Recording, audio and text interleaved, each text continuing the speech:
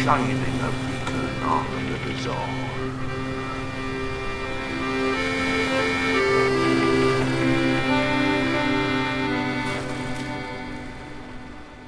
Morning, Skip. How are you, sunshine? I'm doing all right, actually, but I've been on a really nice little field trip. I just see you look all glowy. It's fresh air on you. Yeah, it is. I've been on a field trip to see another lighthouse. What? It's not like I've been cheating. Fucking why?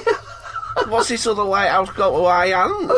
Well, he's looking for inspiration for this lighthouse, I think. All right. You know what I mean? And to be fair, there's no lighthouse like KRAKEN Cove. Thank you. There's none. But a close second definitely is Spurn Point. Where's lighthouse. that again? Remind me where that is. Right, it's past Hull. So going down. If you're heading to Hull. Right, yeah. So if you head and basically M62 to Hull, it's awful. The road's awful. Yeah, but it was so weird because it was a bit of a pilgrimage for me. Was the trip to Spurn Point, and the reason being is because before I was an artist again, before I was an full-time artist, I would do my shit job and everything like that, and I took a little field trip to Spurn Point, just to have a nosy. And that's when my camera ran out. My phone was dead. I didn't have a camera, and then that's where mentally something said, just remember everything really, really vividly. Oh, good. Which is the best sometimes. It is the best, and it was almost like installing this sort of idea in my head. And I rode to Spurn Point on a home-built bike. Yeah. So like that cardboard and tins of beans and stuff like that. Kind of thing. Yeah, that kind of thing, Arkin. There's just some bin lids as wheels. Proper uneven, yeah. But basically what it is, I'd found an old bike frame, which I thought, this is interesting. So I built all the bits onto it myself. That's cool. And put panniers on it and put me... Was this fixed gear shit as well? No, this was a geared bike, So they were perverse when you were riding them. Yeah, I love them a bit. But this was just a bike It was weird because I don't know if I told you about it, but basically what it is, I used to own this really wonderful frame, this amazing old frame, and I never did anything with it, this frame.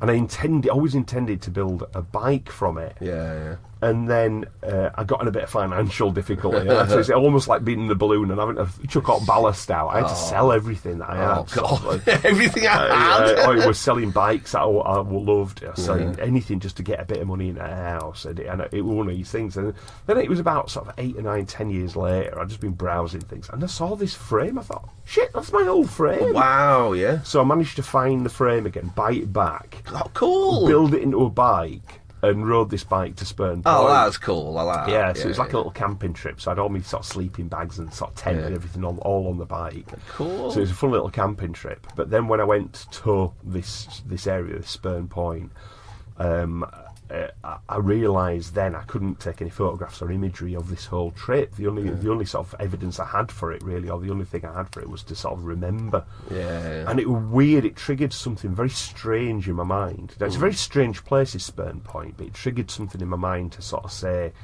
I don't know, it was like a weird awakening that I was very much aware of. So I just remembered everything. Everything I looked at, I looked extra, and I did remember it. And when I came home, I just had to get all my old art material out from when I was 18, cool. sort of 17, 18, 16, that kind of age. Got it all out and just started drawing and creating and doing all these drawings and stuff, And that was the reawakening as an artist. As the artist. Yeah, and all these years later, I've not been back since that started. So this was, so I'm starting a new piece based on Spurn Point, a new art piece. Yeah. And I thought, I've been trying to look at photos and things like this, and looking at my old sketches. I thought, no, I need to go back. Yeah. I need to go back. So it was like a revisit. Yeah, and it's very odd because it's such an isolated place. Yeah. To go back, it was weird because even like going all along with these weird roads and stuff, I remembered all the shops, remembered every little item, remembered where this pub was, remembered about a church, everything about it was like I'd taken mental photographs of everything. But then when I got to Spurn Point and you're walking along, it's so desolate and bleak, because it's roughly around 25 miles out of Hull. So you think, it's Hull area. Yeah. But you have to go past Hull. And as you go past Hull, you get off the main road and you get into smaller roads and smaller roads and smaller roads. Until eventually you just get to this one lane road that just leads, then runs out. There's nothing there then. You just have to hike across beaches and dunes and things like this and sea crashing around. And then I got to like the very end of Spurn Point. Which Is it a pokey out bit then? It's the pokey out bit. Yeah, It's like yeah. a really long. It's called a peninsula. Yeah. But this point goes out and out and out and out until there's nothing left, and you just stood on the Cool. beach, basically facing out into the North Sea. And it was so cleansing. It was so sort of remote and bleak, but clean and clear. And just sort of, I don't know, it was something, it was like another epiphany there while I was there. Yeah, Just this sort of second. like, it was a second thing, yeah. The second coming. The second coming, it was so weird because I was on my own for like maybe 5 hours. Wow. And just walking on the beaches and picking things up and looking at things and taking a few photos because I have my camera now. Wanking off into the sea. A bit cold for that, Arcade. Actually, But they've got 2 wonderful lighthouses. Two. So they've got the original lighthouse. There's a big old stone structure which is really impressive. It's wonderful, but that's now it's sort of almost like because this peninsula sort of moves a little because the sands and dunes move over decades and centuries. Yeah. It moves slightly. Where the lighthouse was, the sea and sand has all moved now to another point, so now that's sort of a bit isolated. And they've got this new lighthouse, and the new lighthouse is still about 140, 130 years old or something like that. It's still an old lighthouse. But the very old one is just this weird, big stone structure just sat there. And what was interesting there, it was there was an old sign had been painted on the side of it. I thought, what's that sign? And it was all sandblasted off. Huge lettering, 6-foot lettering sort of thing. And it just said on the side, it says Explosives Magazine on the side. And it was obviously during the wars, that's where for the artillery that they needed somewhere to store the explosives, and they stored it in the old lighthouse because it was away and in this sort of super strong building. So if anything did go wrong, it'd be sort of like fairly protected. But the actual lighthouse that's there now, they do visits in it. I've never been in it, but I do want to go in. But it's just this wonderful black and white classic lighthouse. Yeah, And it was great, you know. So I just wandered on the beach, and this really, really wonderful experience. And it's one of my favourite places in the world, Arcade. That is so nice. Yeah, it's really nice. I like the reawakening of it. I found an exploded bomb on the beach, which was nice. You just showed me that way it is. Yes. So it was an exploded one, so we ain't got the tip. Yeah, And got it's the like- tip. it's got the It's from fin bits practice to runs. it. So when we were kids, we'd be on the beach on that east coast, and you'd be able to hear these bombers going out to sea and coming in. You hear this, and it was these explosives. But what I've recently discovered, what we thought they were bombing out to sea all the time, there weren't. There was an inland area, a huge wild area, where they used to do bombing runs on land. So they used to come across the sort of like from the sea and onto this land area and bomb from there. But they also used to use they had like a little train on it as well. And this track would run along really fast, and then they'd be again firing out to sea. They'd have sort of artillery and practicing shooting at moving items. Wow, that's cool as shit. But they went through thousands and thousands of these shells. Yeah. And some didn't explode, and most did explode. But now that area of beach is just covered in bombs. That is meant. Just how good were the 80s though? We're on a beach, 3 lads, you know what I mean? We've all got spades pretending the machine guns, warplanes bombing, and we were loving it. The joy of the 80s, wasn't it? 70s and 80s. I look back at it and think, God, it were cold, and God, it were is. God, them sandwiches were sandy. That's like everything just in that sort of same colour as the photographs of the area. Technical and shit, yeah. Yeah, so it's just, it is weird. So that's where I've been. I've been looking at this lighthouse. I've had a really good time of it, and then I've been doing a little bit of research in the sort of area and things like that. And what an odd place it is. Yeah. You know. Now, one of the things, we'll just roll straight into it. Oh, please. So all this time you've been doing that, I've just been getting pissed in bath. Well, somebody's got to. Yeah, that's why I look at it. I'm not letting anybody down, Skip. No, because that whole area is such a weird one. So basically, it's the Humber estuary is where this peninsula eases into the Humber estuary. And from into the Humber, loads of sort of it's although it can get stormy, it acts as this gigantic natural harbour. Wow! So you had like the whole of like Hull was formed because it was a deep channel sort of river flowing out there, so they could get things into Hull. But one of the main points there was Grimsby. Now Grimsby is obviously an extremely ancient town is Is Grimsby. it? Yeah, really, really ancient. It's Yeah. been on the go for like probably settlements there for like 2,000 years. Suits the name though, doesn't it? Oh, it's damn Fucking grim. It is fucking grim. Really grim. Really grim. Really grim. But the fishing industry there was massive. And that's Scunthorpe as well. Yeah, that's it. Yeah, that's it. You know, I mean, It's all bleak as shit down there. well, it's the Lincolnshire side of things is even bleaker than the Yorkshire Yeah, side. I mean, it's bleak Lincoln's- on the Yorkshire side, but it's Yeah. even bleaker on the Lincolnshire side. Yorkshire ain't too bad because all rolling hills and moors and stuff like that. They ain't got all like that. have they? Well, that whole area around sort of the land before that runs into Spurn Point is flat as a pancake. Yeah. It's very similar to sort of Amsterdam, to sort of the Dutch landscape. I lived there for a year, mate. Did my fucking head Oh, in. yeah. The flatness is horrible. Yeah. Felt dizzy with it. Dizzy? Yeah, dizzy. Did Benny need a little hill? I'll need it ill. Honestly, I come back to I'm like, oh, fucking hell. Oh, It's- really nice having hills. Yeah, well, I don't think like you need. flat There's something or- about the mindset of living somewhere like that. It's almost like Smells of cabbages. smells of cabbages. There's whole Lincolnshire area, and I think as well it's almost like for people who aren't bothered for landscape. Yeah, yeah. You know, it's like as You also can't be. You've just got a few metres in front of you. That's all you've got. Well, you can see for miles and miles and miles and miles You and need miles. to be on an hill to see miles. You have to stand on top of your car or Yeah, something. but that's it. It's top of your car. Maybe Top that, window and maybe that's where like a lighthouse is a good thing in those Yeah. areas. You see, so you can actually sort of get in and have a look and stuff. You know. But one thing I found incredibly interesting was the town of Ravenser Odd. Raven's odd. Or Ravenser Odd, you know, and it's this. It was also pronounced Ravensrod, right? This is honestly, this place is straight out of Game of Thrones. Yeah.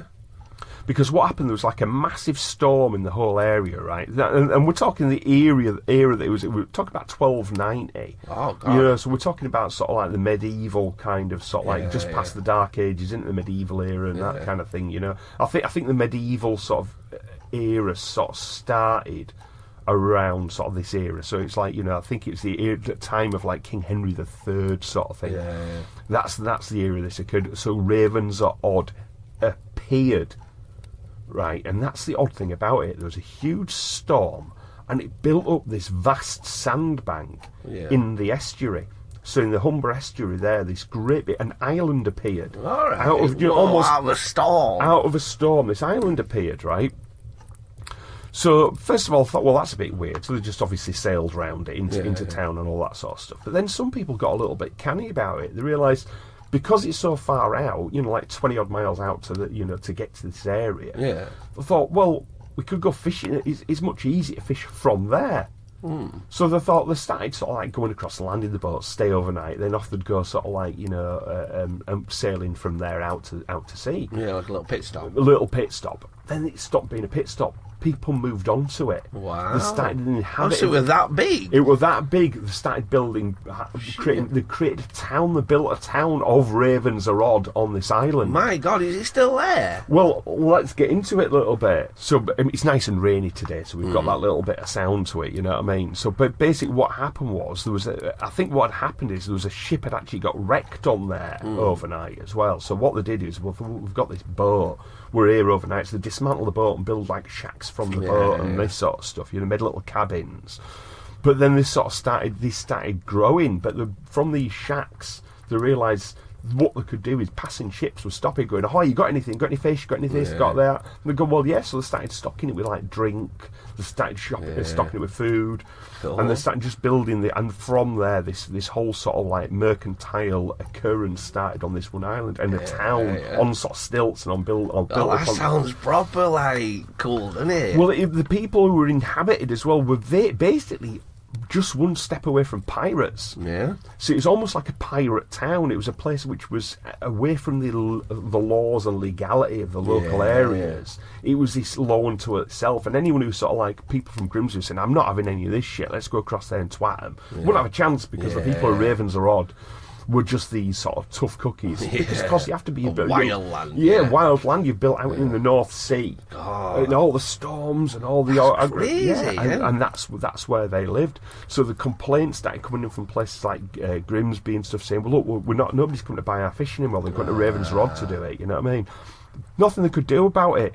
They just sort of realised they're completely kind of like powerless to stop this one weird little town of tough people, and they're expanding. So they just had to leave it until eventually, because of the nature of that whole area, bit by bit, that sandbank, it wasn't permanent. Now it did last for something like about 150 years. It did sort of it had a good sort of lifespan in this town. But bit by bit, the tides and everything took it back to the sea. Ravenser Odd was eventually eaten up against by the sea. You know what I mean?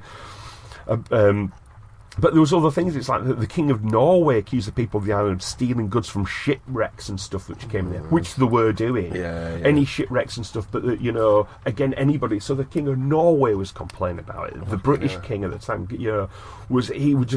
everybody was at, what do we do about this whole town? But eventually they just had to almost like legalise it and say, look, it is a place, it's a settlement, we just have to let it be.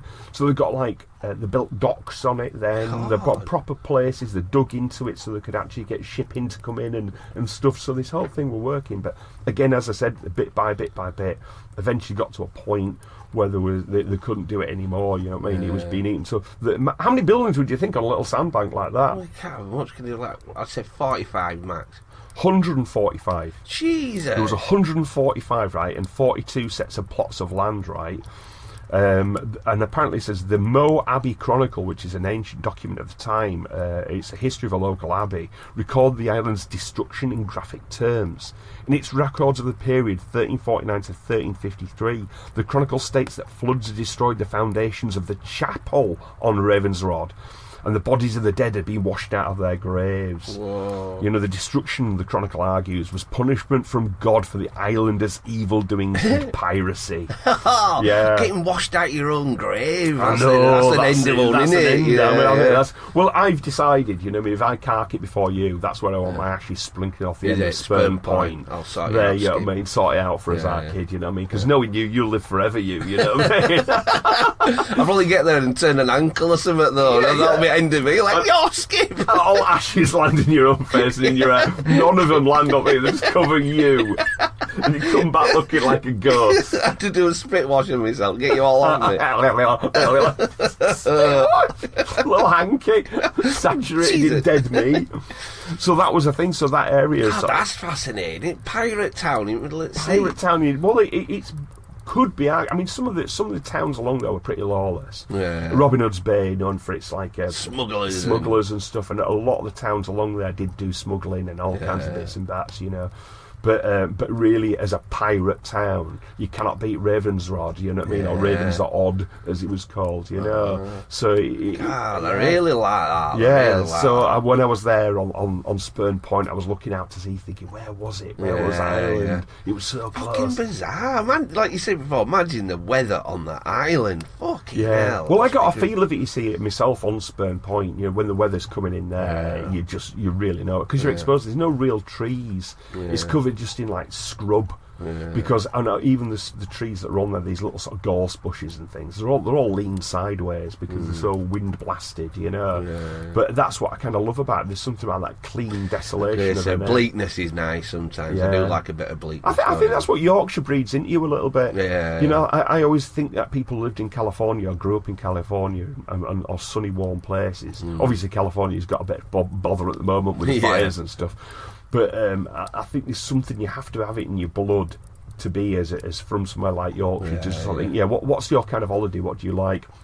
I like it raining sideways, strong winds. I like to hear the screaming of the gulls, and I think solitude as well. A love of solitude of some sort. You're right. It breeds it into you. How many times when you're young, you know what I mean? You're at a bus stop, and the insanity of actually surviving just stood there in that weather. Well, I do that now because I don't stand at bus stops anymore. But there was things where and obviously the bus would blob, wouldn't it? So turn up. So you there an hour and a half. Yeah, that's it. And you're just staring up road. No phone or all. You're just fucking staring. Like some Zen buddies. You get all these cunts now on planes claiming they're raw dogging a flight. I know, they're all fucking we raw dogged our life. I mean, all those people, the original people on Ravenser Odd, I talk about raw dogging. All they had a sandbank, a wind-blasted, weather-blasted sandbank. Straight into their eyes. Into their eyes.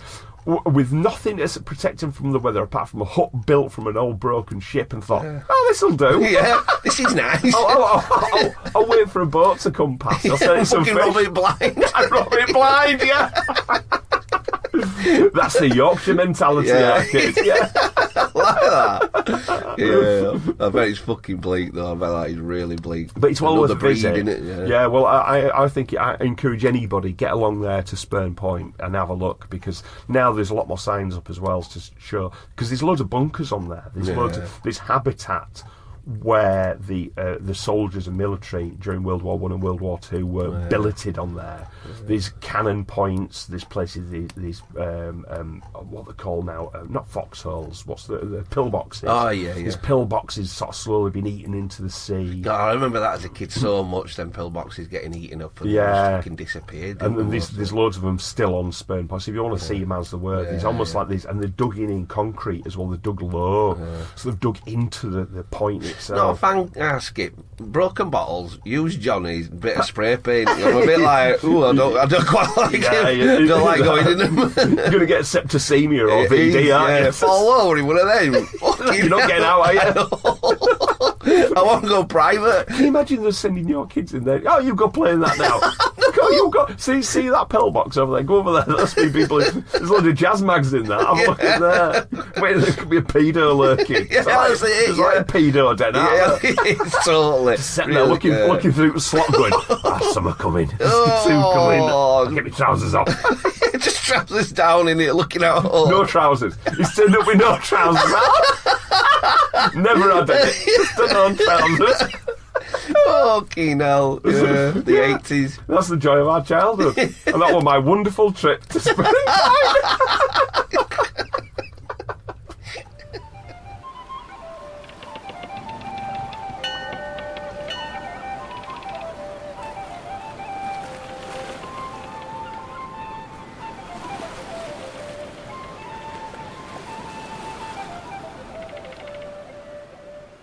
So one of the things I found out on Spurn Point, which I found was quite particularly interesting, was a full-grown adult grey seal. Oh, yeah. That had its throat ripped out. Shit. Man, we've gone through this. I used to take piss about this. Yeah. And it's cattle mutilations, like sucking sea lions getting fucking their asses cornholed out. Did I show you a picture of it? No. All right. You didn't mention it or anything. So it was. Imagine it's blasted by sand. Whoa! Oh! Look at its throat. Oh, that's munched. That's a big bite. Is that? That's like 20. Yeah, so it's about a foot. So it's about 12-inch to bite out of this thing's throat. And just its throat. Why didn't he eat his soft belly? Well, my two theories of the idea of this that could have happened is I mean, I tried to report it to the wildlife centre there and said, look, there's a big old seal with its throat ripped out. And they go, no, well, yeah, it happens. And you're like, what? Mate, come on. Get on board. Have a bit of imagination. My name's Hooper. Matt Hooper. Oh, what? Exactly. You know what I mean? I'd have flashed that straight away, especially with that little hat you got on now. From a Matt Hooper hat. Hooper! You still watching it? Don't wait for me. I could do it all day. but this thing, I mean, it was a big. So what he reckoned was, he says it could have been just been injured or got hit by a propeller, which again is all Jaws. Oh, it is, isn't it? Jaws excuses, but I don't think this was. That's a munch. The only other thing that could have damaged the throat is that when seals are fighting in sort of like when it's breeding season, that's what they go for. They go for the neck. They stand up, they go for and bite each other's necks. But this is a female, so they don't fight like that. Did you check? How did you check? Because you can tell just by the physique of a you know, I know this shit. You weren't poking about with his stick. I was playing with his tits. We were doing it with this one, not barracuda, or moray eel that we saw. Where they were sticking that. She was worse with her, like, yeah, that's female. Stop doing that. Yeah, stop. Oh, in the fucking name. Beep beep. Yeah. But you know, I mean, that's the thing with this. I mean, I could see it was an adult. Yeah. I also could see it was older because I could see the teeth were worn down to a certain amount. I did investigate this.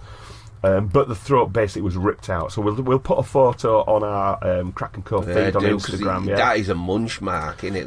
So it's a big old... But the thing in that area, the thing that I could think of that did it, obviously there's the idea of sharks did it, things like that. Yeah. My main culprit for that, Orca. Wow. Because you do get killer whales off the North Sea coast and stuff like that, up and down that coast now. Yeah. Now, one thing they found recently as well, has been a big report this week about whales in the North Sea. Yeah. Down at Kent now is a great spotting point for humpback whales. Kent, which side's that? So that's basically down, so if you go to London, keep going further down south from London. But the reason I'm saying Kent is because what's happening is we used to have loads of whaling fleets coming out of like Whitby, Scarborough, places like that, right? So the first places that started whaling was just off their own coast. Yeah. We used to have very, very famous people come from all over the world for our tuna fishing. So they were hunting massive, big bluefin tuna, which was off the Scarborough coast. You mentioned those blue ones. Yeah. But that wasn't the only hunting that was going on. Big whaling fleets out of like places like Whitby were going out, but they wouldn't have to go far. They were basically the first whales they were catching were in the North Sea. It's fucking awful, isn't it? How awful is that? It's absolutely terrible. But it was all part of the culture along that coast anyway. It was places like Norway, Iceland, places like that. Loved it. It was just all part of our natural resources that we had. You know, you'd go and say, and people thought the seas could never be emptied. They were so vast. They said, well, we can just take what we want. Yeah. Teeming with whales. Teeming with whales. But what happened was then all the whales disappeared. Well, they didn't disappear, kid. They got fucking hunted to death. There's two parts to that. They did disappear, and some were hunted to death. Fuck off, disappeared. They started going another route. Right. They started going down the other side of England and going down the Irish Sea and over the top of Ireland and down straight into the Atlantic. So they stopped using the relatively safe route of the North Sea down through to the Channel, down through these. I see what you mean. Yeah. So they were using those routes, but one of the main reasons they were using those routes as well because there were loads of fish, so they could feed all the way around. Yeah. We were catching all the fish from all the Grimsby fleets and Ravenser Odd and places like that. You know, we were catching all fish, so the whales stopped coming down. God. So as a result of that, but now more whales are coming down into the North Sea. We've stopped catching them so much. The shoals of fish now are recovering. The fish stocks in the North Sea are recovering, and it's now becoming viable for the whales to start using. It's an obvious shit, really, when you look at it. Yeah, you know, they're not getting hunted anymore. Yeah. That is a big thing that has munched that seal. So I think it's Orca. Orca could have done it. Orca killer whale. Orca killer whale is in the North Sea. So, but one of the things that they've found, which is incredible, now you're going to love this, they've found, because they're being they're so intelligent, the orca, whales in captivity have started to imitate human speech. Right? What? They started to imitate human speech. All squeaky in that. All squeaky, you know what I mean? So give us a kiss! In your dreams. Yeah. It's quite basic, right? So basically what they've realised is that they've been basically talking to killer whales. They've been repeating the same phonic patterns as humans to literally communicate. They realised, hang about, this is a squeaky noise that they make. Here's a squeaky noise I can make that sounds just like it. Do you want to hear it? Yeah, right. Do, right. So what we've got a little recording here. So I'm just going to get this on here. 1 second. Get it up. So it's going to be on my speaker. So unfortunately, it'll be only on one side. But we'll see what we can do with this. Hello. Hello. Oh fuck. Right. There's some more. A bit more footage. Oh. Amy! Oh, fuck me. It's weird, isn't it? Blowing a raspberry. What? That was really good. 1, 2. 1, 2. In there. 2, 3.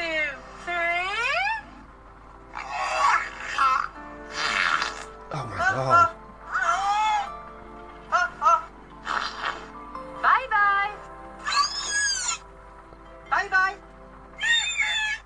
Oh, that's creepy. That is mad, isn't it? Do not. flipping hell. Can you say something funny? Yeah. Well, the thing is, while I was there at the coast, I've got a hydrophone. What's a hydrophone? It's a microphone you can stick in the water. Why have you got one of them? To record the speech of any whales. Jeez. I got a recording. No way. I got a recording. Are you ready?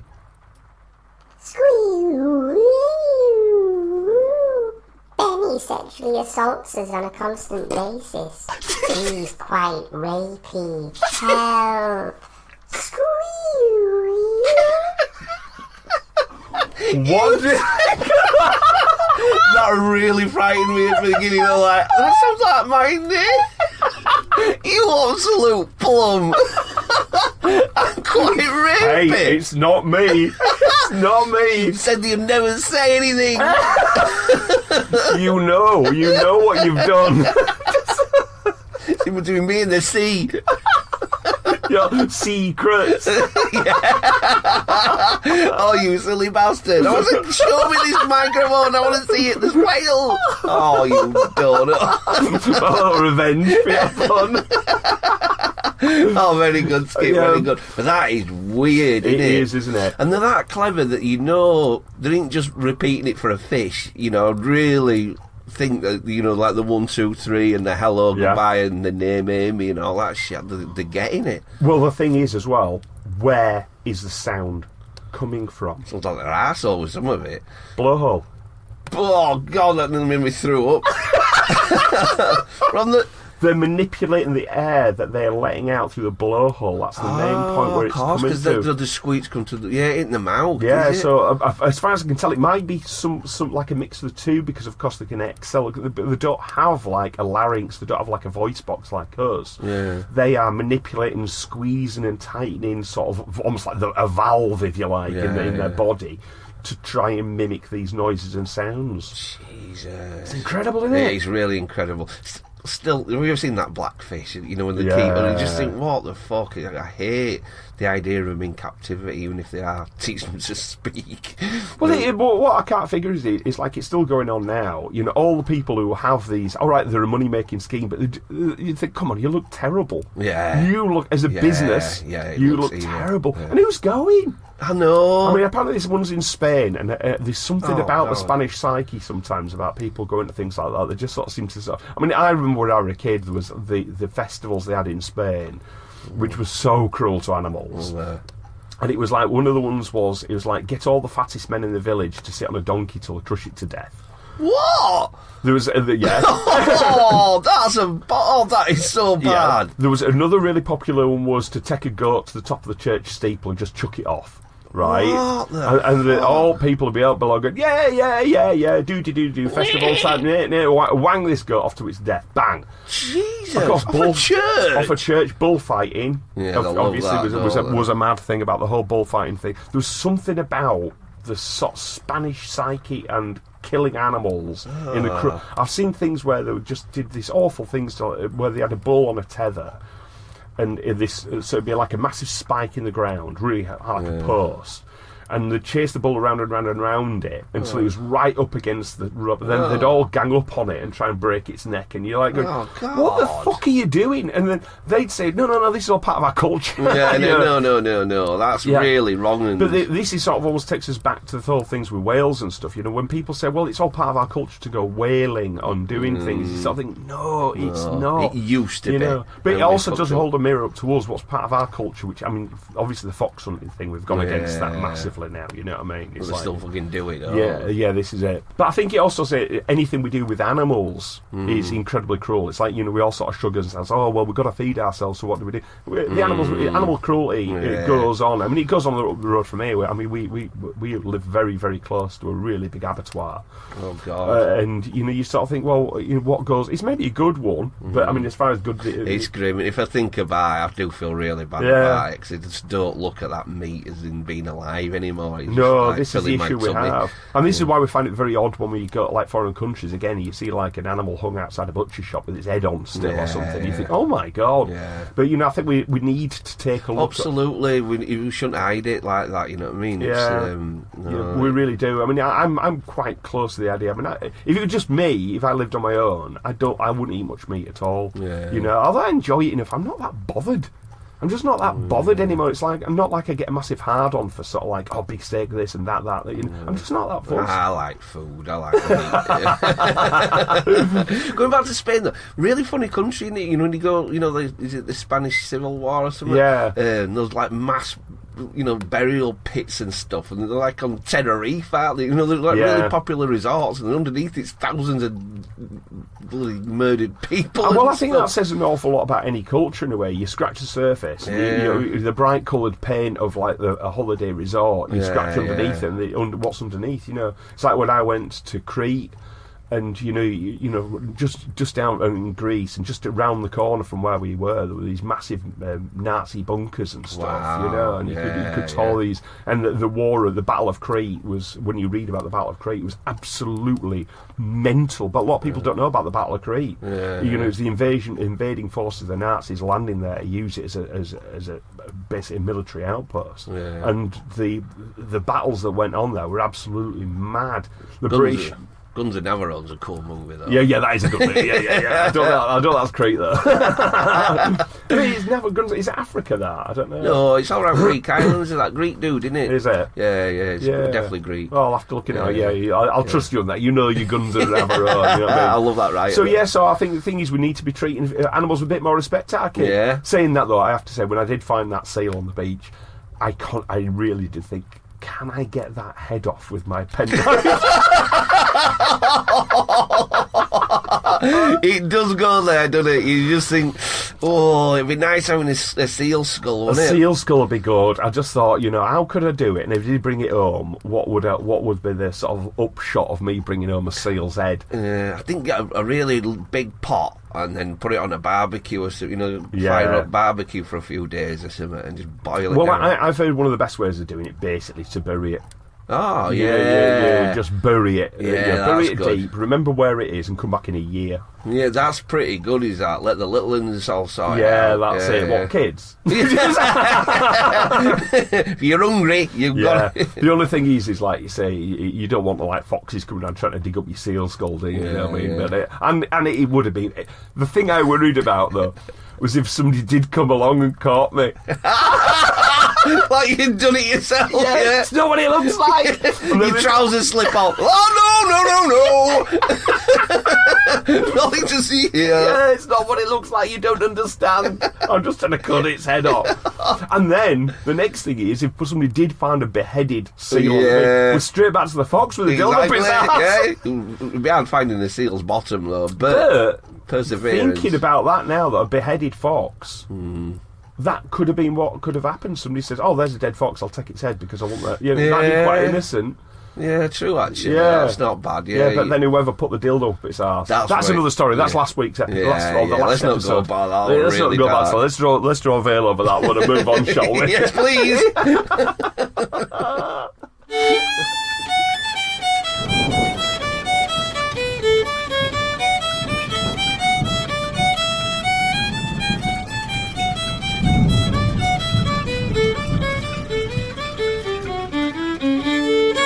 Wildlife, Arcade. Nice, I'm enjoying it. Yeah, we like a bit of wildlife. Well, I do especially. You know what I mean? You always have done. I always have done. But it's something which has been occurring, which I thought we need to get into because rewilding and things like this, which has been very popular. Yeah. Well, the main one, the lynx. Oh. Right, so the lynx, obviously, as you know, big cat. Yeah. And I've argued for a lot of time that we should be releasing, and George Monbiot as well, he's a naturalist. Yeah. Naturist. Naturalist. He's both. Yeah, but he's argued for a while that what we need is a big problem we've got in places like Scotland. No apex predators. So the issue you have there is then you have the deer and things like that. Just eat all the little trees that are trying to grow up and stuff. Yeah. You need something. I mean, we've said this many times on KRAKEN Cove. Yellowstone National Park completely transformed it and improved it immensely by the reintroduction of the wolf. Because it kept the deer populations lower, the trees could grow at the branches of the river created meanders, the meanders allowed for fish to come into the area a little bit more and spawn. There's loads of things, and that's what needs to happen in Scotland. We haven't got apex predators, we need apex predators, and somebody has released lynx illegally. Illegally? Yeah. Oh, wow. So what's happened is 2 lynx were spotted roaming the Highlands of Scotland. Right? Are they natural to England then, not Scotland? There were. Yeah. But we're talking sort of 700-800 years ago, you know what I mean? And so it's hundreds and hundreds of years since the lynx died out. But they were hunted out. They were basically hunted out by farmers and things like that. They came along and they just killed them all. But what the issue is now, they're saying that the people were thinking, oh shit, no, be careful, we've got lynx for them, it's going to be a harm to people. They're not going to be a harm to people. They never attack people and stuff like that, right? Anyway, of course, the police, the authorities, everyone came out, they've re-caught the lynx, right? For fuck's sake. Right, and immediately 2 more lynx were spotted. Where are they getting them from? Oh, that's weird. That's the thing that I find is a Fortean thing. So they basically caught those 2 lynx, brought them into captivity. They caught the other 2 lynx. One of the lynx has died, so it could be done. Well, the issue could be have been the stress of being recaught. It could be the fact it's out living in the wild for a while. It's just not coped very well. It might be struggling to find something to eat or things to eat, you know what I mean? And at a push, then you do have an issue. If they're not reintroduced in a controlled way, the lynx won't be able to find things to eat and will just predate on the sheep and things like this. Big issue with farmers. Farmers are going to go out with the shotguns and stuff and just kill the lynx, or put proper old man traps out. Out. So things start getting. You've got to do these things in a controlled kind of way. Although I do applaud the concept of getting out there and just releasing lynx into the wild. You know what I mean? And what next? The big brown bears wandering around and stuff like that. It is funny though, isn't it? Yeah, he's funny. I love it. But the lynx is the natural predator. That's the one that should be there. Because it'll skulk off into the woods and forests and stuff. It'll hide there. It'll have cubs, it'll come out. I mean, because now we do know we've got big cats in the UK. Almost nobody's been injured in any way, shape or form by big cats in the UK. That people couldn't even find them. It's only by looking really, really, really, really, really hard the fact that there's big cats, but they still haven't caught one. But we do know that they're about. So it shows that these stealthy, skulking predators can be about. Take the odd lamb or the odd sheep, not much. You know what I mean? No harm to us. No harm to us. So what could be working with the Scottish farmers is they could have the lynx. They could say, look, we found a lynx kill here. You know what I mean? And the government could reimburse them for that kill. But it's that sort of thing that's the issue is farming coming up against wildlife. And farmers, man. I know farmers do get on me tits. I mean, you can't say all. It's like anything. It's almost like an agricultural racism to say all farmers get on your tits. Don't do it like a partridge, do it? But the thing is with it though, for me, with farmers. Is they just see the land as, look, this is our land, don't go on it, stop bothering us, stick to your cities. It's like a two-way, we've discussed this, it's a two-way sort of almost hatred, where they think we're all townies and we all just live in streets and sort of like go to the shops in our cars, and they just think they live in the wild and they've got this wonderful wildlife. No, the reality is they've got big old 4x4s, they drive around, it's a mechanised industry, they're working on massive machines to do what they do, and it is destroying wildlife. But when you start to do, I think you have to have balance to get the nature, get the countryside back to a healthy state. You need things like apex predators. We need lynx. They need to do it legally though, don't they? Improve it and just say, shut up. If an odd sheep goes, it's collateral damage. We need it for this other side. Well, what's annoyed me now is like with Labour, the Conservatives had kind of conceded, beavers are really good, we're going to re-release beavers. In an absolute fit of pique, Labour said, oh, no, we're not going to release beavers anymore because that was a part of the Conservative mandate. Oh, for fuck's sake. Yeah, so it's, I think, just stop being so pissed. They've done a right good job, haven't they, fucking Labour, you know what I mean? I tell you what, watch me shoot myself in the foot several fucking times. Yeah, I know, that's it. It's not been impressive so far, has it? Absolutely. But one of the things that they have reintroduced very successfully in Scotland and places like that, though, is the sea eagle. The sea eagle. Wouldn't have guessed that one, Skip. So it's this is one of the biggest eagles on the planet. Wow. So and they are up at the sort of like round Scotland now. They're fishing off the coast and stuff like that. Beautiful. But now the Scottish farmers are getting pissed off because there's been footage of them coming in and taking the lambs, entire lamb, flying off with a lamb. It's only going to be now and again, isn't it? Well, there's not enough of them to cause a bother, but again, the farmers are really, really cross about it. You know, they say we've lost hundreds, but it's unsustainable. But again, the issue I've said about lambs and sheep up on the Highlands and Moorlands and things like that, it's not. It's a completely subsidised sort of like a farming stock. It's something like a 50-50 subsidy.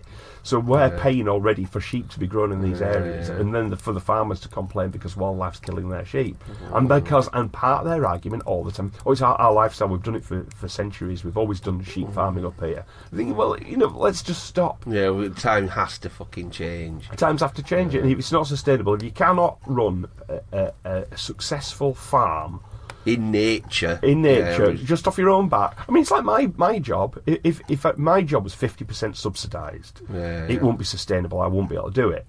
You know what I mean? I don't get any subsidies. I've never had anybody give me money to say, "Oh, you're doing like a heritage craft here, Matt. You should be getting." I could apply for funding for that, and I haven't done because I can sustain myself by doing what I do. You know what I mean? But these guys are getting loads of sort of money, loads of subsidies for farming, and they're complaining because wildlife is killing their sheep. So it's Fuck no good. Fuck 'em. Well, what would you rather have? A load of sheep running around, a load of sea eagles, I want or sea lynx? eagles. Yeah, I want sea eagles and lynx. Yeah, That's I want what I want. armies of them. Yeah, armies of them. What we need is lynx riding on sea eagles with freaking laser beams. Attacking farmers. That's a sport I'd subscribe to. Yeah, absolutely. That's what We are Sky all needs to be getting behind. Let's do that.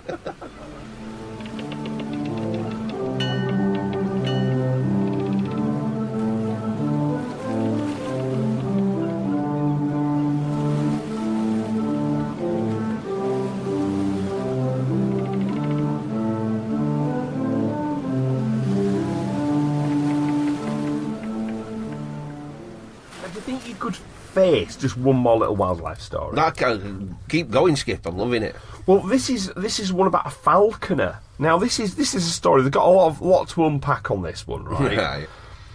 This is about Juan Bernabe, right? And there's a football club called Lazio, right? It's an Italian football club, Lazio, and they've got a falconer called Juan Bernabe, and he's their mascot falconer. So they've got an eagle, which is their mascot, right? And it's called Olympia, right? And since 2010, this eagle's he comes out on the pitch with his eagle, flies it around. It flies. That's quite around, good. Spectator sport. He's flying around. Everyone's really loving it and stuff like that. He's really, really famous and everything. But there's been a bit of an issue with Juan Bernabe. What's he been up to, Skip? He's had penile implant surgery. Whoa. Right, so he's had something done with his dick. To make it bigger? I don't think he's had it made smaller, This is just too much for the ladies. So basically but he's put all the footage of it, explicit videos and pictures on his social media. Oh, wow. Now everybody, the Lazio team know him, everybody knows it, so everyone's sort of like, loads of them follow him on social media. Suddenly there's his dick, all cut up with bits in it. Oh, God. So Lazio have gone completely Billy Bonks and fired him. Wow. Right. Which, you can kind of understand why, right? You kids can understand in the audience. Kids in the audience. That was the main argument. It's like, look, the kids follow him. The kids like his eagle and everything like that. They don't want to be seeing his dick all cut up with it. Now they know as well when they see my thing flying his eagle, then he's got a massive wang. And he's like looking at the ground like, you lie. It's the perch on it. But he wouldn't leave. He barricaded himself into this thing. It turns out he was actually living. Him and the eagle lived at the football ground. God, and no one knew. Weird. Well, I think they did. I think they'd given him. A lot of these football grounds are massive things, right? So he's at the club site. barricaded himself into the club's training ground where he'd lived for past 15 years. God, 15 years. That's a grim place to live, isn't it? Yeah, so I mean, he said, right, he's already come out, he's given a statement, he said, I want to apologise as a man for what happened. I'm truly sorry and saddened towards the Italian people. Above all, for the parents of minors, my goal was different and they must recognise my mistake. So he's really, really, really apologised. I think it was just such a big deal for him. He's just put all these pictures of his dick out going, look, my dick's nice now! And it isn't. Still, that's just such a weird life choice. But the thing that gets me now is all the managers and everything like that, they're absolutely pulling him over the coals. They're all saying, like, this is terrible. He should not have done this. He should never have done this. It's an absolute shock. We do not want to do it. He said, now there's a statement they've said, this is far worse than making a fascist salute, is doing this sort of thing, right? And this is it. Whoa, let's just pump the brakes a little bit like that. They've been saying this is far worse than doing a fascist salute. And that is because I think it was the president of Lazio, right? He was seen doing the Nazi salute either at a game or something like this. The problem they've got with Italy is that it's the birthplace of fascism. Yeah. That's where it all started. I read that the other day. Like, before he turned into a dickhead, Mussolini were like, you know, you were a bit of a fan with Hitler, wasn't you? You were like a bit of a star. Like, wow, you're cool as shit. Hitler based his entire shtick on Mussolini. Yeah. You know, he didn't know what style. There's a book out at the moment. I actually want to get it, and it's called something like Marketing the Nazis or something. It's called, and it's basically how to take something completely, you know, unsavoury like fascism, and how to make it so people like it, or how they did it. I'm not saying this is a game plan to sort of do anything new. But how this thing goes about and it becomes like a populist thing. Now again, in the same sort of thing in Italy at the time. People were sort of super poor, they were having trouble, they weren't having any national pride in anything they did, you know what I mean? They were considered this really weak, kind of quite a backward country. Italy, right up until sort of, I think it was about 1880 odd or something like that. Must have been about 25 or 30 different languages in the whole of Italy. It didn't have one unified language. So they actually sort of unified everything. They got one language, the Italian language. I mean, from one end to the other now, the dialects are so strong, it's quite hard for some Italians to hear or understand other Italians because the dialects are so strong. But the reality is it was a unified language, a unified country. And that unification created a lot of national pride. The right person or the wrong person at the right time. Snappily dressed, likes a uniform. You know, he brought Romans in that were like, we were the boys back in the day. That's exactly what it was. Yeah, we can do this again. That's what the fascist salute is. It's a Roman salute. The open palm is to show, like, I am not armed, I am a friend. That's what the argument always was. That's what the Roman Ave salute sort of thing. Which was adopted by all the fascists, was to show an open palm. And this is what the fascists say now. Oh, no, it's not a Nazi salute. This is a friendly salute to say that we are showing an open palm. You just made a mistake, you know what I mean? Sometimes you just waved, you don't really think what it's going to look like, you know what I mean? What, you? Yeah, I clipped my yield, and like, oh, shit! You wouldn't slip with that razor, Arcade. And next thing you know, your tash just exactly. Yeah, easy mistake to make. Yeah, I wanted to put it in my gas mask. Well, that was it. Yeah, I know. I only read that other day as well. What about Mussolini's that weird? The best story at war, nearly, about him getting freed on top of that castle on the mountain. They all paraglided in and got him out. Have you ever gone into that stuff? No. Oh, it's a fucking ace story. Is it? Oh, it's so good, mate. It's insane. Who rescued him? The Germans. Really? They went in and proper busted him out, and paragliders and that really daring, stupid mission that went right. You know, they did it. Hell. Yeah, flew him out of there. You know he didn't have a good ending though, did he? Don't know what happened to him. Oh, he was dragged out of his wherever he was, battered, beaten up, and hung from a lamppost. Oh, yeah. He wasn't a great ending for him. You know what I mean? Quite a lot of them go like that, don't they? Really, it's never a good one, is it? With it's a never dictator? a good ending, is it? You know? Some of them do. You know what I mean? Some of them get away with it and dodge a bullet, and they go all the way. You know what I mean? But I mean, that's the issue with being a dictator is you're constantly frightened. You know, that's where the paranoia comes in because you don't have any good dictators, do you? That's it. Although there was a poll recently among like young people. I think it was like in England and stuff. I think they were even asking people, what do you think about elections? What do you think about political parties and all that sort of stuff? And they, on this form, basically, something like 20% said, do you know what would be a better idea? Is just have one person in charge, don't bother with any of these elections and all that sort of stuff. Let's just get stuff done. Well, and everybody was shocked. They're going, sorry, what? Oh, yeah. Yeah, and that's what a lot of people believe. A lot of people don't, because they haven't got the benefit of hindsight of history. Where we were only born sort of like 30 years after World War II. During our lifetime, we saw the Cold War, we saw things like this, and you could actually see what dictators were capable of. But I think a lot of people nowadays don't really see that.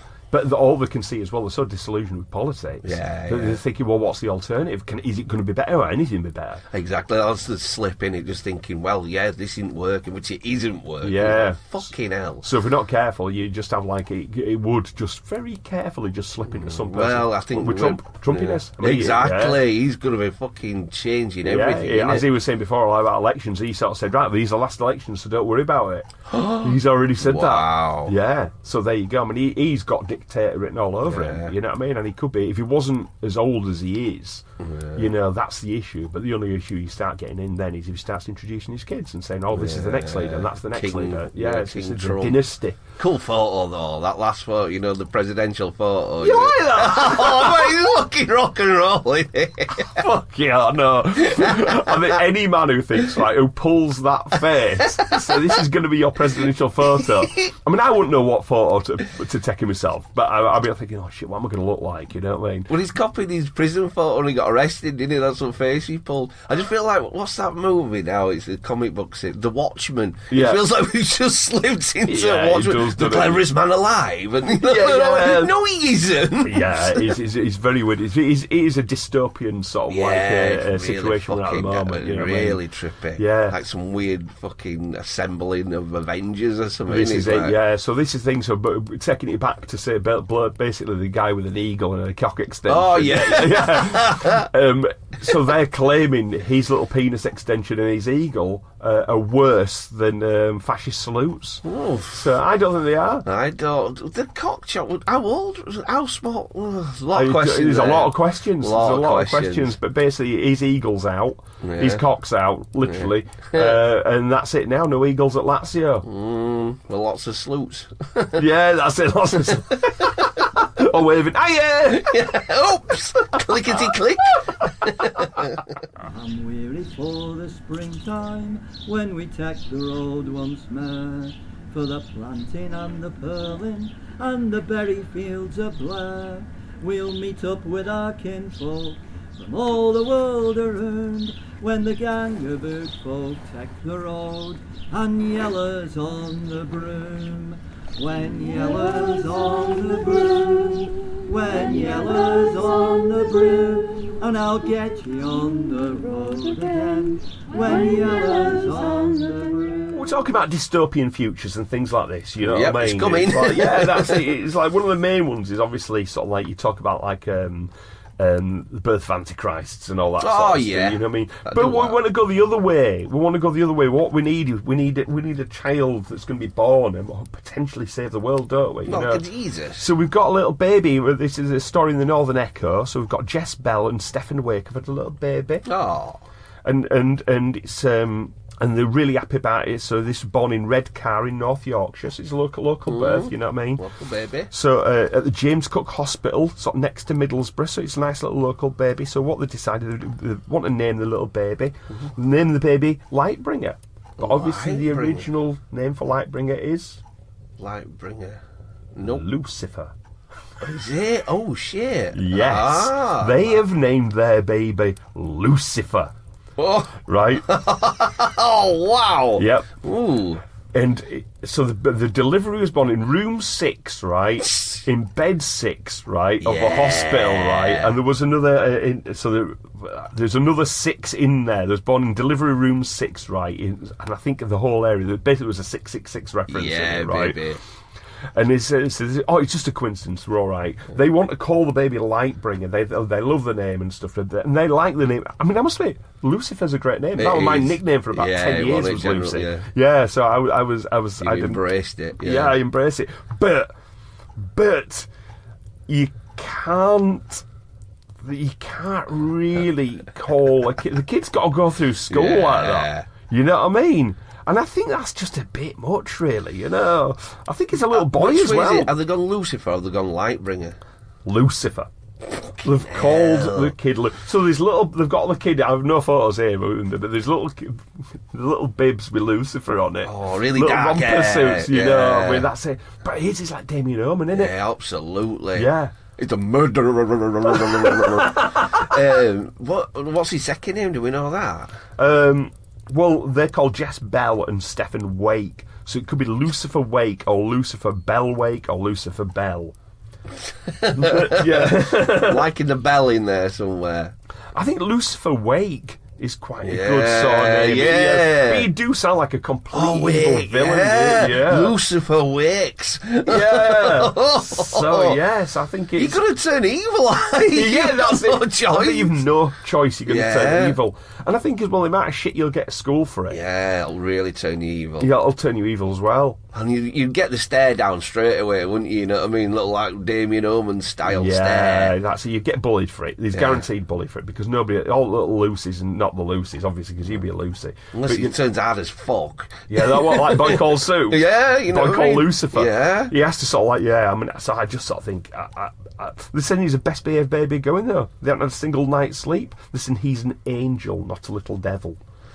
But I'm not for it. Yeah, Damien was a good kid. Yeah, that's it. So he found it in his hair and all that, and then he were off, wasn't he? I know. Doing all I haven't seen that for ages. Oh, his first two was brilliant. It's such a shame with third one, it's shit. Is it? I've never seen the third Best one. thing is, it's like one of the abbeys. It's Thornton Abbey.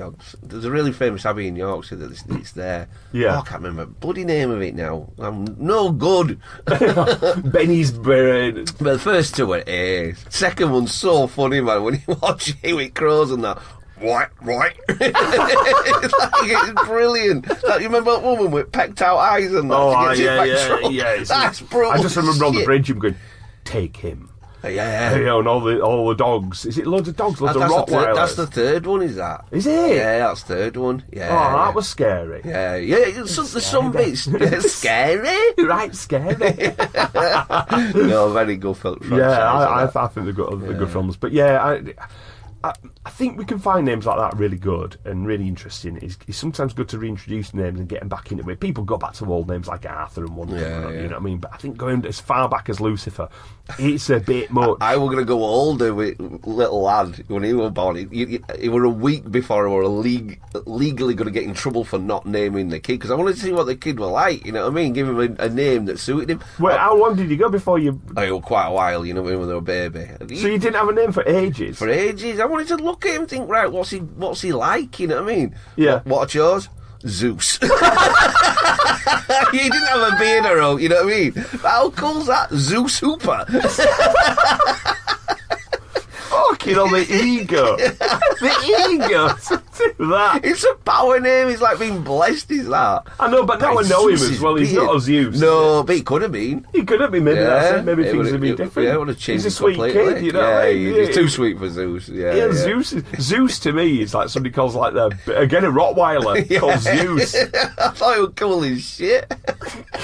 I do know somebody, a friend of mine, their son's called Thor. Wow, yeah? Yeah. Oh, with all Marvel bit about it, it's a bit shitty now, isn't it? You know Yeah, I mean? it could be a little Marvel. bit, but yeah, it does. It really spoils them at that. You've been the Sony boy through and through, haven't you? Absolutely.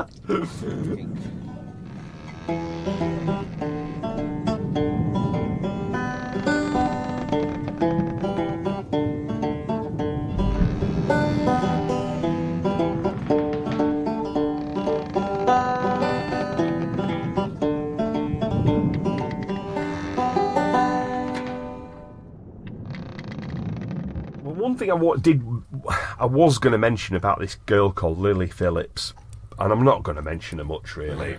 Lily Phillips. She's famous at the moment because apparently she did a documentary where she shagged 100 blokes in a day. Oh, God. And apparently by the end of it she was crying. She's only fucking 23 is this last, right? And I don't know who's managing it, who's sorting this stuff out, who's it's not fucking right. It ain't right. There's a couple in there. You got that something blue or something? Yeah, that's it. I can't remember this woman's name, but she's a Bonnie Blue. So she shagged something like 1,000 men in a day. 1,000? 1,000 men in a day. Now this Lily Phillips, now was her aim. Then she was going to go for it. So even though she was traumatised by 100 blokes in a day, she's going to shag 1,000 guys in a day, or more, like 1,100. And I just think but basically it's. Where did they find 1,100 blokes who's going to do this for a start? They're all queued up. You've got to be there. So you're basically be in a big hall somewhere with all these other blokes, all with your knob out. Imagine smell. Imagine Johnny bin at end. Oh, God. Just horrible. And all you'd be able to do, you'd be getting in, you'd just be popping it in, pulling it out, and leaving. What and is then the what? joy in that? You won't be, there's nothing. It's the most awful state of affairs. 1,000. And you can bet your bottom dollar be a few guys there who are absolute virgins. Yeah, and that's their first fuck. Oh. First, what do you do? Oh, well, I were 728th in the queue to get my, And what did she look like by that? Oh, she was in tears. She basically looked dead, And so I popped it in, pulled it out and walked off. Fucking lady getting railed at. Oh, God. Absolutely vile. But she's, her latest little exploit, she realised, I'd have to shag 1,100 people, is the most amount of people... let's have a little look here. It says it's the most amount of people to bummer. Started crying. She's gonna go send it. She's calling it Lily Phillips' backdoor challenge. Right? Oh God, how cheap! She's gonna have anal sex with as many guys as possible. That is not a safe thing to do, is it? It's not a safe thing to do. Oh God, why does she want to do? Oh, 'cause she had a little bit of publicity after, she tried it and she cried and she did. Right, I'm going to do it again. Oh, someone's bit me too. Oh, I'm going to get bummed. State of that, getting bummed by as many men as possible. Oh, the dirty bastards. A lot of them, innit? You know what I mean? But they're all pinning it on the men afterwards. They're filthy. Just everybody involved. There's no good people involved in all this. There's no. The fact that she's 23, that's no age. You know what I mean? Fucking hell. Thing is, well, you only get one clacker valve, kid. Yeah, it is. You know what I mean? When if you break that, that's it. The fear of breaking it. The fear of breaking it, you've got a bag. A bag for life. Oh, goodness. Clacker valve. This will get me around that. So she's she's doing that, but that's the thing where people aren't showing their own bodies enough respect. Yeah, that's the thing. It's a slippery slope in it at the moment. Oh, it'll have to be. You're getting a load of blokes up it. Oh, Jesus. But that's the thing. She'll need to. I mean, I'm not going to. Whatever it is that she's or wherever she's doing, I don't want to watch the footage or the film. There's no joy in that. You're not going to settle down with Kleenex there, are you? Thinking, here we go. Oh, but it's so. Like with the lighting and the, whatever it is, just to get at the queue. There'll be somebody, some hard-nosed managerial type with a clipboard sorting everything out. There'll be somebody with all those little mouthpieces, go, right, number 27 in, please, now, quick, can you be careful? We've got to be quick. Yeah, and then you've got to be in and out really fast. Everyone Viagra'd up so they can manage to get it going. Oh, absolutely horrible. I've heard her speak, that blue one, or Molly. And she's just an awful person as well, you know what I mean? She's just like... Blue, whatever, yeah, she really is an annoying person. Well, I think you have to have that urge to say what you're going to be famous for, and it's not doing anything. You're having things done to you, which I just sort of think, what's the message you're putting out to other people? It's not good. Fucking grim. This was particularly sort of stupid mistake, was this, right? So anyway, there's a woman here gone for an MRI scan. And as you know, have you seen MRI scanners? Yeah, big ass machine. It's like an iron lung in it. Yeah, you get yourself in there, right? And the thing is that Mr. T already showed me this one. Is it a little bit of a metal butt plug inserted? Well, she was under the impression that it was 100% silicone. Oh God! Right, but why go for an MRI? So she's going for an MRI scan, right? With a sex toy up her arsehole. Right, so she had a butt plug in. She went in there to have this done, right? To have this, and rather than thinking to yourself, do you know what I'll do? I mean, I'll just be careful. Yeah. I'll take him. They tell you to take off things like watches and rings. Have you got any sort of like dental work, piercings, things like that? You've got to be careful. There's massive, incredibly powerful magnets. Yeah. You know what I mean? Incredibly powerful the most powerful magnets on the planet. And so they said to her, you know, have you got anything? No, all fine, all good. So anyway, she thinks, I'll just leave that butt plug in. Why she needs it in? If you're talking to me now and you won't know, all the time I've been doing this show, I've had a fucking butt plug in, right? I'm smacking out guard. Just because it's like, you know, dirty bastard, smack. I'll smack it at you. Kick me in the guts and fire it up at fence. It's just not right, is it? You're like invading something there. That's like, ugh. Well, I think as well. I do think things like sex toys, fine. You know, just go for it, enjoy yourself, and all that sort of stuff. You know, have a lot of fun. Do it at home. Do it at home. It's this thing of like with sex toys everywhere. And it's also the normalisation of women wanking everywhere. You know, there's she in her purse. She had a discreet vibrator, and I think, hang about. You've got a discreet. Oh yeah. Yes, this is a massive thing at the moment. Is people having like in the purse and the thing wherever they are. What they've got a discreet vibrator with them, and I think what they're forgetting is that's to have a crafty wank somewhere. Now, men get arrested for that shit. Men get arrested for crafting ranks in the wrong place. Exactly. Bit of Kleenex in back pocket for later when I'm out and about. No, that's a nonce. I just think myself, I've just got a little rubber fanny with me just in case I fancy a little fuck. You know what I mean? You'd be like, what if you got a rubber fanny in your bag for bed? Yeah. You'd be like going, well, you know, just in case it's discreet. Yeah, just in case I want a little bit of frisky fun in the toilets later. What, you want to fuck this rubber fanny in the toilets later? Yeah. Well, if it's not there, I might do it behind the, the stand. Downset station. Yeah, that's it. You're wrong. But no. So she's thought it's absolutely fine to get this butt plug in, go after this MRI scan, right? Anyway, switched on. The metallic core gets going. You know, there was a metallic core, in the silicone toy. And it pulled it out of her rectum and into her chest cavity at the speed of sound. Oh, God. Now, I don't know if it actually made a sonic boom. Oh, but in the right direction, this would have been a butt plug-shaped bullet which could have genuinely fired through her lungs, out of her head, and into the machine. Wow. How it didn't, I do not fucking know. I think she lived, didn't she? She survived somehow, but she said suffers major injuries. Major injuries. Can you imagine the feeling of that happening? No, I'm fucking. Suddenly something goes wham, and you've gone from where was in. So basically, let's just for a start, your arsehole's destroyed. Guaranteed. Yeah. And it wouldn't have slipped up through wiggly passages, will it? No. It'll have found the shortest way through.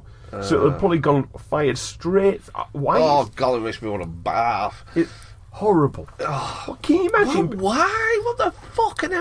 Why? But then, right, so... Well, let's see it anyway. Let's see if it didn't come out. Is she just like, afterwards, we were up there all the time. Up there all the time. A little bit of a cheeky gag or something.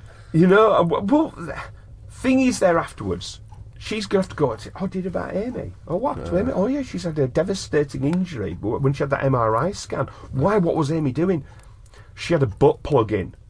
So she has to lay there. Everyone's going to come in and visit her in hospital or see her when she's ill. She's going to have loads and loads of it. Everyone's going to... All the doctors, all the nurses, everyone's going to look down. How did you get this You did what? Is it in America? I don't know. You're not going to get in short there, are you? You know what I mean? That's some like... No. Game over. Everything's game over there. Yeah. So this one stupid mistake... Just take the fucking butt plug out. And how much does she need up her ass? I know. It's weird, isn't it? It is really weird. We're supposed to have something up ours that, like really good out. You know, what's that process? What do you mean? You know, like a fucking... You could milk a man up his arsehole. And, you just think, well... I used to work with... Oh, here we go. Here we go. I used to work with a bloke, and he had... I think he had an illness or some sort of injury or something had happened to him. And he had an illness, so he had to go on these medications. He couldn't get hard-ons anymore. Whoa. And he used to be regularly at it. I mean, he's a guy in his 50s, but he was regularly at it. So he was like 4 or 5 times a week kind of guy. He had to have his regular shag sort of thing. Absolutely vanilla. Yeah. And he went, you know what I mean, on top. Kennedy way. Yeah, that's it. Absolutely. What? Kennedy just like literally like in over. What President Kennedy? Yeah, really. Catholics for you. It's supposed to be absolutely terrible, but you want to do it 8 times a day. Just right, go and get it in there. Yeah. Oh, right, see you later. Well, that's what this guy was like. But and he said to me, we were getting really depressed. He went to sort of see psychiatrists, he went to see a doctor all the time for depression, all that kind of thing. Anyway, he discovered about the prostate. And he was saying to me, he says, what I'm thinking of doing, he says, I'm thinking of going to doctors and asking him to sort of find my prostate, and do what? He said, well, because I haven't had or not been able to come for ages. So I'm going to ask him to sort of just manipulate it for me. Whoa! And I said, so basically you're going to go to the doctors and you're going to ask the doctor to finger your arsehole until you come. That's basically sex worker doctor. Because I said, mate, think about what you're saying. Yeah. That's not right.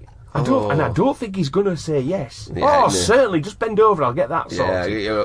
And I don't know to this day what his solution was, happened, what his solution was, but that was his absolute desperation. He was so desperate to get it up and fire one off that he wanted the doctor to anally wank him off. Exactly, but it's still not. If someone said the bloke went for it, you'd be still like, you just do it at home. All right, it feels great for you, but you just think, ladies, what? Oh, I don't know. It's a mystery, is all. It's a mystery, is all. I don't want to know.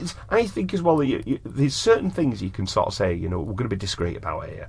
And people say, no, you've got to be open about things like this. You've got to be honest, open and honest about everything. No, you don't. No, you don't. Let's be a bit quiet, be a bit sort of discreet. Let's be discreet about things. Discreeter. And one of the things is, all right, she was discreet that she didn't tell anybody she had a fucking butt plug up her arsehole, but at that point she should have done. I think she wanted one of them photo galleries. When you see funny stuff shoved up people's asses and all that sort of stuff. Really? I think she was there for that kind of moment of, oh, look. Can I have a look at the picture of it inside? I can imagine what the picture actually looked like at the end. This devastating channel going up and fucking wedging it a rib cage or something. Absolutely like a box of rhubarb and a hand grenade. Oh, God! Oh, my God! You can see it though, can't you? With that. Yeah, I'm going to draw the curtains on that. Yes. Let's draw the curtains on that one. Yeah. And relax.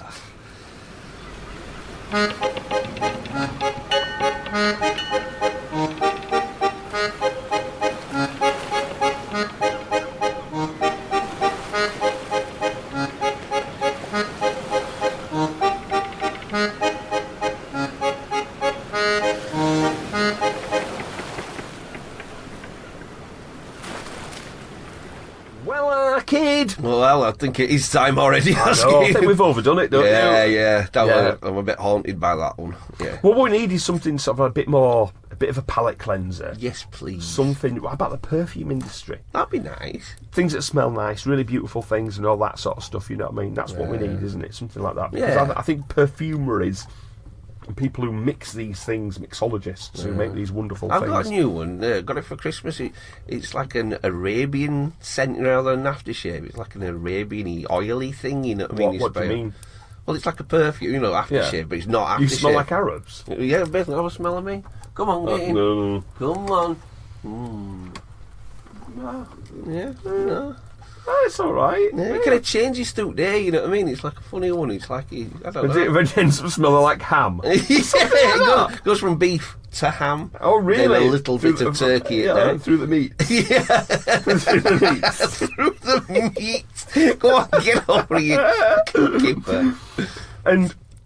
But basically what they've been trying to do is they're working with various chemical compounds because what they have is a thing called fixatives for perfumes. And some of these have been very, very strange through the years. That whale thing, isn't it? That's it, ambergris. That's the stuff. So it's basically, they call it whale vomit. But it was this weird sort of conglomeration of sort of like fats and oils and things that build up.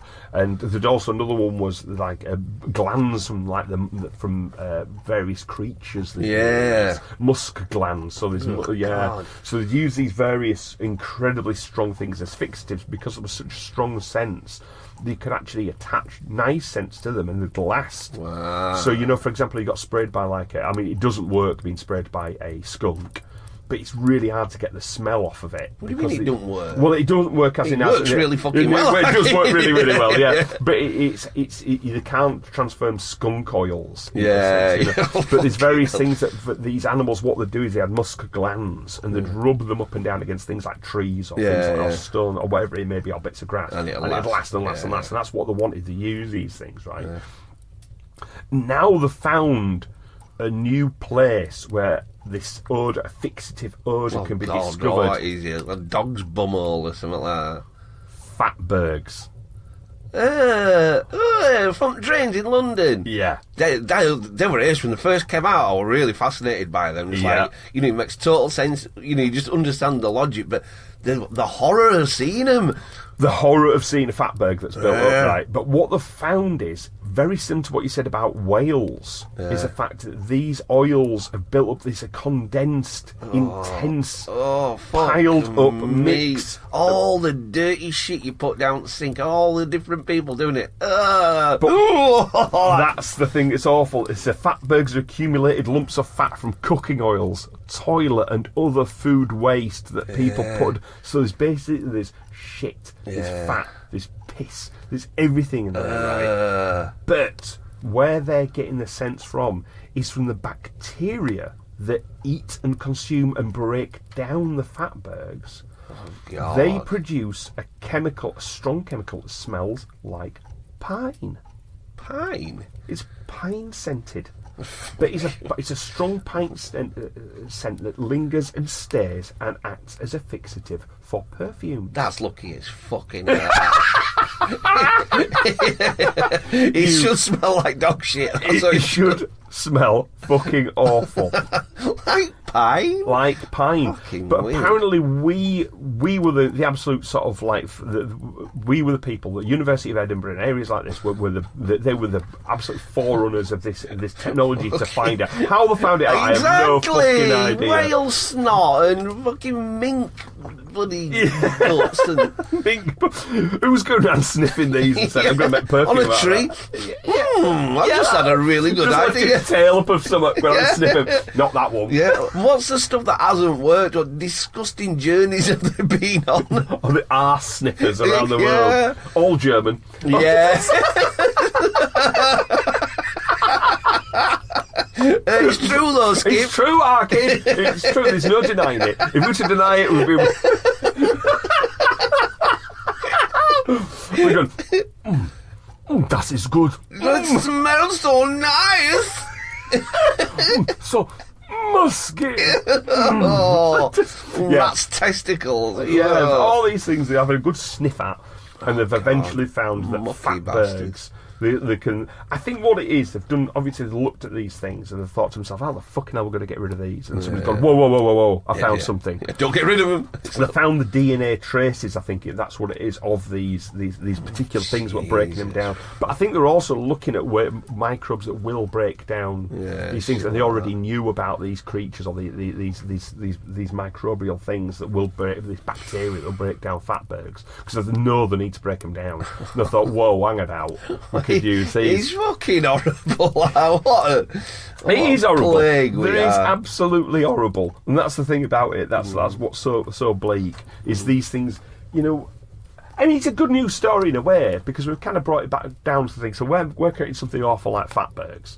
What's breaking it down? Nature. Nature's found a way of breaking it down, but it's given us a little freebie. Yeah. It's given us lovely pine-scented things for nice smells. Scent. But you won't want to be telling your partner, whoever you're getting the scent from, this is Eau de Fatberg. But they're not going to be like putting it on bottle, alcohol, this and Fatberg. But we, perhaps, as like an art placement, that's what you do. You create a scent called Fatberg, made from 100% fatbergs.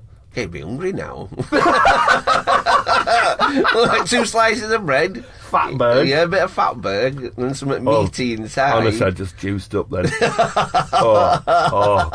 Honestly, I just felt this hippie It's the thing of your teeth sliding through it. Fucking Something and hitting something awful. Well, yeah, String. all pumy and string and rubbery and No. Right, on that note, yes, I think we better call it again. Once again, Pullerville. It's been a gross episode. it has been hasn't really vile, actually. Yeah, welcome. After this massive delay, turn your stomach. Absolutely ruin your day with absolute monstrosities. We do apologise, but all we can do is report on what we find out. Exactly. We cast the It's light all out there. Yeah, It started nice. and it usually just went downhill from there, didn't it? Awful business. It's nice. So all it remains to do now is for me to say it's a big bye-bye from Mark. It's a bigger bye-bye from Benny. And please take fucking care out there.